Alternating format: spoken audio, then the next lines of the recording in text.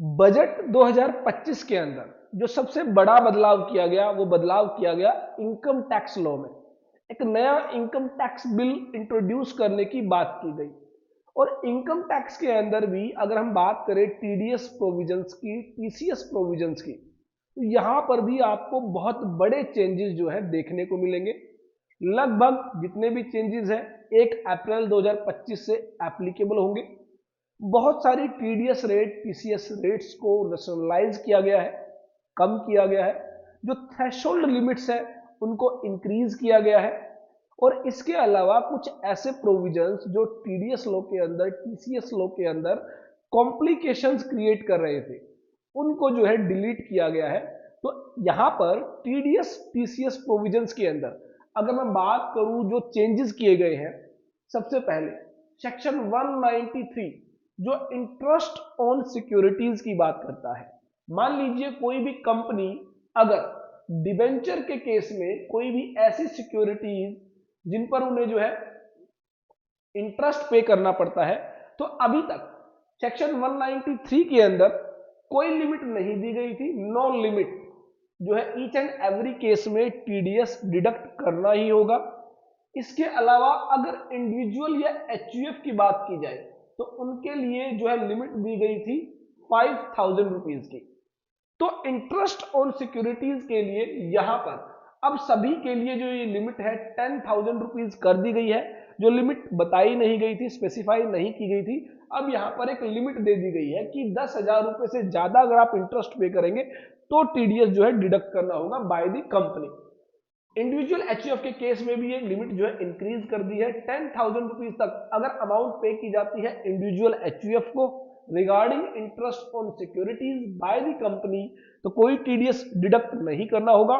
About 10,000 rupees जो है TDS deduct करने की रिक्वायरमेंट होगी। तो ये जो है सेक्शन 193 के अंदर चेंज किया गया।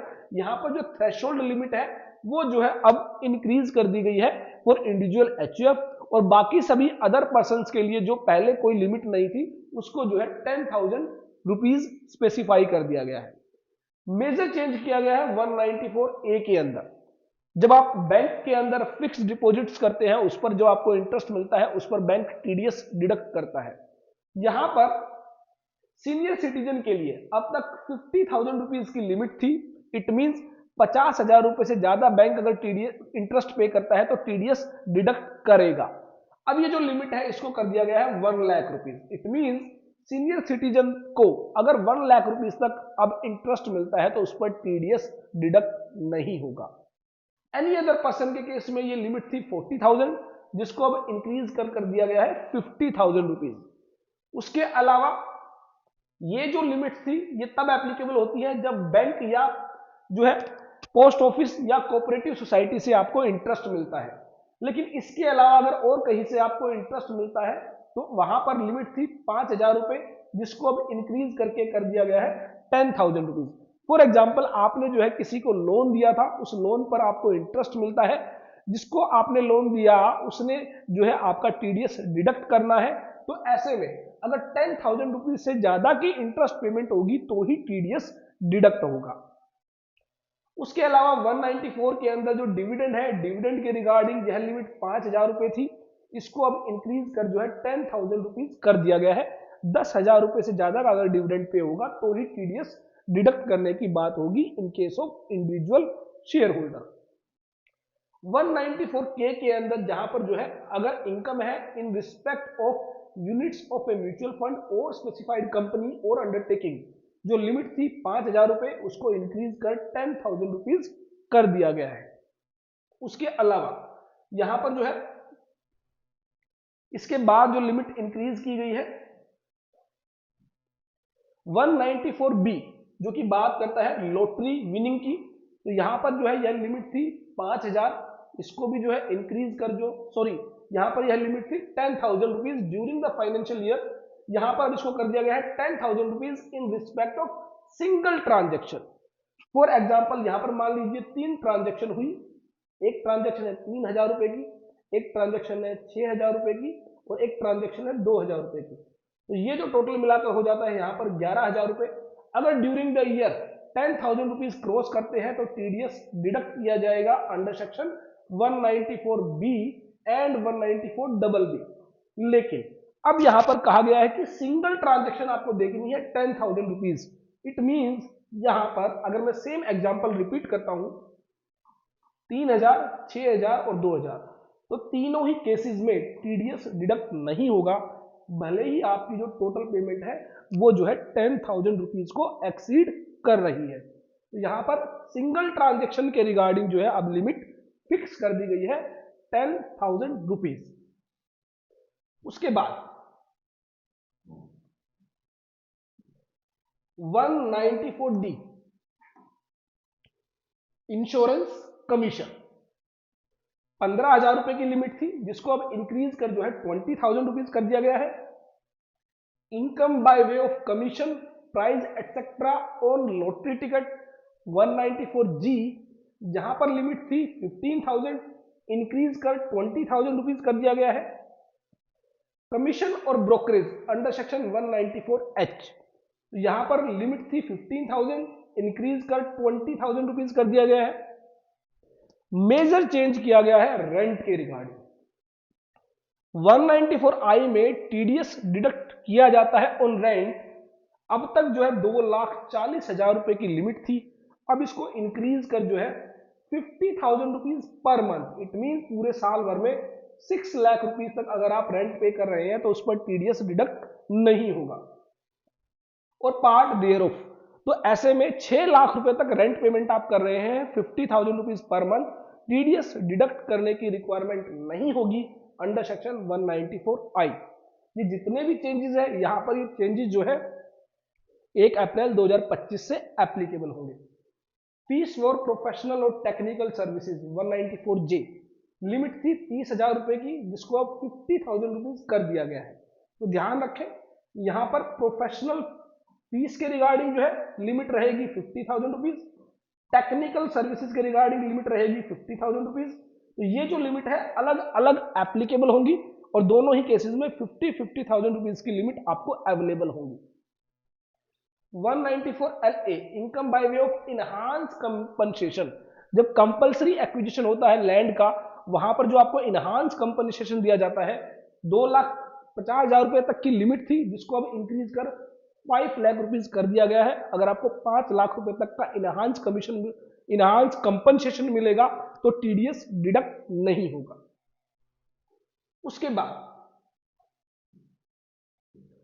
यहां पर कुछ प्रोविजंस चेंज किए गए हैं रिगार्डिंग टीसीएस। ये तो थी बात जो टीडीएस की रेट्स रैशनलाइज की गई, जो टीडीएस की थ्रेशोल्ड लिमिट्स चेंज की गई। इसके अंदर ही अगर मैं बात करूं, यहां पर अगर हम फाइनेंस बिल को देखें तो फाइनेंस बिल के अंदर ये जितनी भी लिमिट्स जो चेंज की गई है ये आपको देखने को मिलेगी। इसके अलावा एक सेक्शन है यहां पर 206AB, जिसको जो है अब ओमिट कर दिया गया है, डिलीट कर दिया गया है। अगर मैं बात करूं इस सेक्शन की, इस सेक्शन के अंदर एक प्रोविजन इंसर्ट किया गया था कि अगर कोई नॉन फाइलर ऑफ रिटर्न है, नॉन फाइलर ऑफ रिटर्न जो आईटीआर फाइल नहीं करता है, उसके केस में हायर टीडीएस डिडक्ट किया जाएगा, हायर टीडीएस। लेकिन अब इस प्रोविजन को यहां पर ओमिट कर दिया गया है, डिलीट कर दिया गया है। इट मींस अगर आपके पास पैन नंबर है तो आपका जो है टीडीएस जो है हायर रेट पर डिडक्ट नहीं होगा ड्यू टू 206AB। आपके केस में आपने रिटर्न फाइल की या नहीं की, इससे अब आपका जो है टीडीएस पर इंपैक्ट नहीं आएगा। उसके अलावा जो चेंजेस किए गए 206C टीसीएस के रिगार्डिंग, टीसीएस के रिगार्डिंग यहां पर बहुत सारे मेजर चेंजेस किए गए हैं। अगर मैं बात करूं टीसीएस के रिगार्डिंग, सबसे पहले जो टेंडू लीव्स है, टिम्बर है, जिन पर जो है 2.5% का टीसीएस रेट था, 2.5% का, उसको अब जो है रिड्यूस कर 2% कर दिया गया है। और साथ ही यहां पर फॉरेस्ट प्रोड्यूस जो है इंसर्ट कर दिया गया है। इट मींस अब जो है सिर्फ टिम्बर तक ही लिमिटेड नहीं होगा टीसीएस, जो अदर फॉरेस्ट प्रोड्यूस है उनके केस में भी टीसीएस एप्लीकेबल होगा। तो ऐसे में फॉरेस्ट प्रोड्यूस को भी यहां पर डिफाइन किया गया है कि जो फॉरेस्ट प्रोड्यूस है वो एज पर same meaning as defined in the Indian Forest Act 1927। Indian Forest Act 1927 में जो फॉरेस्ट प्रोड्यूस की डेफिनेशन दी गई है वो यहाँ पर एप्लीकेबल होगी और उस केस में जो है टीसीएस कलेक्ट किया जाएगा। रेट को रेशनलाइज कर 2% कर दिया गया है।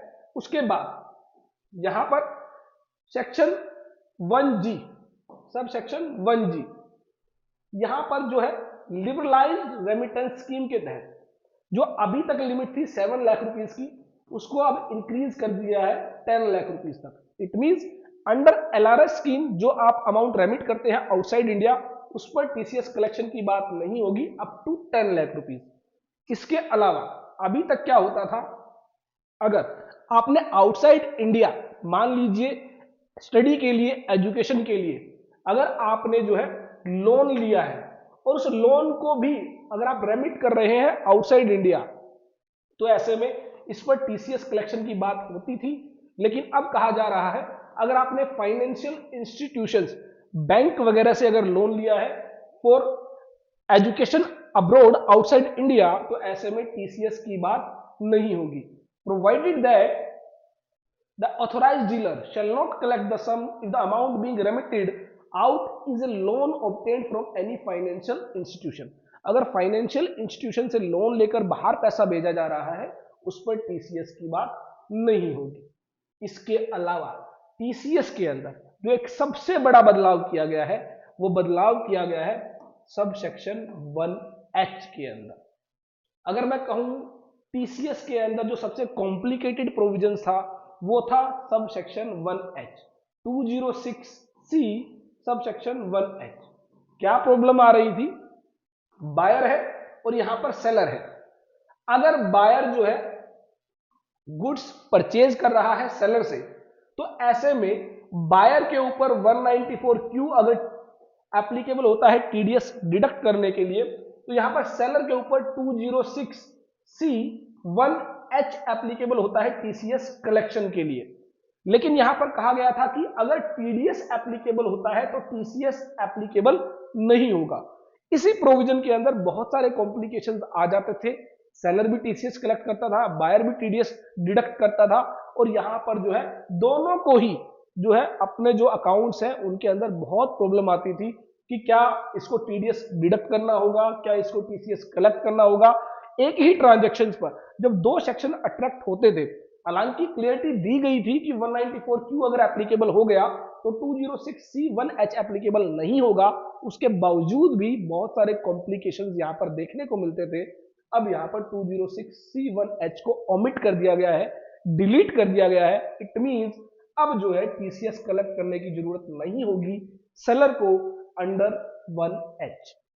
बायर पर जो 194Q है उसको जो है एज इट इज रखा गया है। इट मींस अगर बायर 194Q के प्रीव्यू में आता है तो उसको टीडीएस डिडक्ट करना ही होगा।